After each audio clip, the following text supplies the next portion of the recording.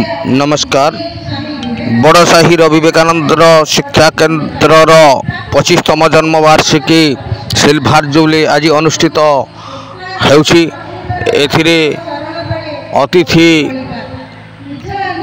महोदय सनातन बिजुली, महोदय प्रकाश सरेन एवं महोदय कवि विष्णु शतपथी इत्यादि अनेक अतिथि आसछन्ति। एथिरे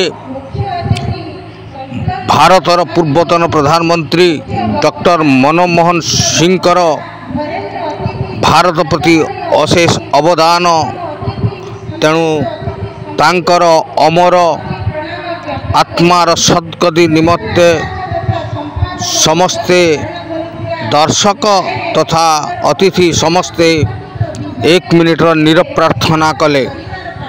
तेबे जो माने ये चैनल को प्रथम आसछन्ति दयाकरी सब्सक्राइब करंतु एवं अन्य मानन को शेयर करंतु। आपन को लाइक पाइले आमे उत्साहित